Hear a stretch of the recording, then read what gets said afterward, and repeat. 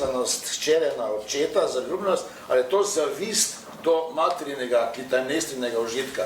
Kaj je tu prednostno? V bistvu, zgodba niti antične je jasno, ne? To je pa en paradoks, mogoče, kaj je pravzaprav? Večinoma bodo našli v literaturi take zelo poenostavljene, kratke opise, ne? To, kar si zdaj povedal, pravzaprav. Ampak skriva se pa zadaj marsikaj, ne? Se pravi, ključni problem je, se pravi, ustroj, umski, pač, če rečemo kompleksen človekov ustroj, ki ima zelo, bom rekel, nesorazmerno obdobje, ko se določene komponente razvijajo oziroma dozorijo, ne?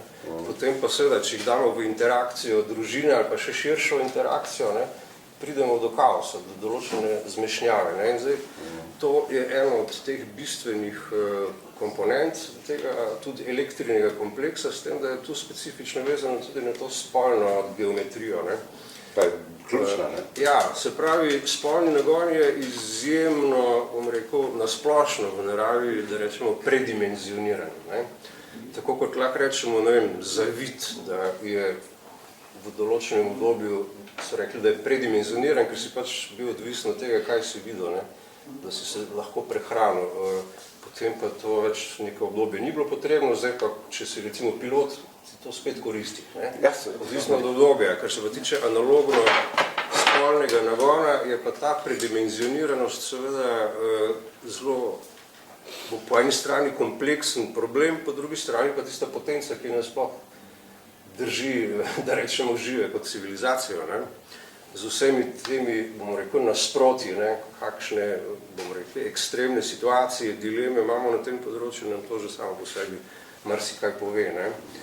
Zdaj pa, če gledamo razvoj seksualnosti, ti prvi zametki, ne, ki so že kar v štartu potentni, ne, pridemo do te situacije, ki je zelo bizarna, ne. Zametek 1001 problema, ne, in če se to ne odvija ustrezno, da rečemo, ne, in ta ustreznost se tudi ima svojo dinamiko vis-a-vis civilizacijskega, da rečemo, razvoja. Recimo konkretno to, kar si prej govoril vis-a-vis Srbije, ne, recimo konkretne je tam, kar se tega področja tiče, ena zanimiva mešanica hedonizma po eni strani, ne, če si predstavljamo eno tako boemsko, beograjsko sceno, po drugi strani pa enega hudega tradicionalizma, sočasno prisotnega. Ja. In ko se to blenda, ne, to prinese marsikakšen problem. Ne. In zdaj, če vzamemo pa seveda pa to novo nastalo bitje z nekim enormnim, seveda, tem lovdom seksualnim, pa potem vsa ta zmešnjava okoli tega, ne, lahko pridemo do enega slabega izhoda, ne. V literaturi v nekem obdobju, seveda, ki se lahko spremeni. Psihiatrično, ne. Literatura je v mitu, ne, takšna, da je mogoče nekateri celo poznati. Agamemnon, šef Grkov pred Trojo, ne, pusti doma Klitemnestro, ki je dolgo časa sama in si pač v misli Egista, ne. In ko pride domov, Agamemnon ga z ljubimcem ubije, ta žena z ljubimcem ubije moža. In zdaj se Elektra maščuje.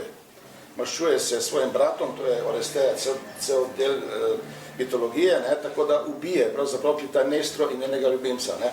Zdaj je Elektrin problem, ne, kaj ona tako zelo rada imela Agamemnona, ali je bila zavisna materi, da uživa, preprosto ljubimce. Ne. To je zanimiv paradoks, da v romanu imaš pa ti to mamo, je pa tolerantna, nasprotno z očetom pa dopušča, mislim, to zvezdo celo podpira, na nek način je dopuščeloče. Zato, ker še to je ena moja podpora ženski, ne, v celem konceptu, ne, ona je zdaj tisti energija, ta val, ne, ki to potiska v neko smiselno percepcijo, kaj se zdaj z njihovo hčerko dogaja.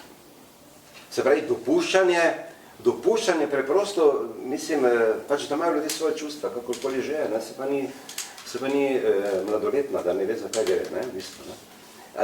To je ena stvar. Druga stvar je to pač dejstvo, ne, ona je najbolj izobražena v tem krogu družine. Čeprav v širšem krogu so doktori znanosti tudi in tako, ampak v tem krogu ima ona in medicinska sestra je višja, ne, ki dela na, kako se že tega, paliativo, ne.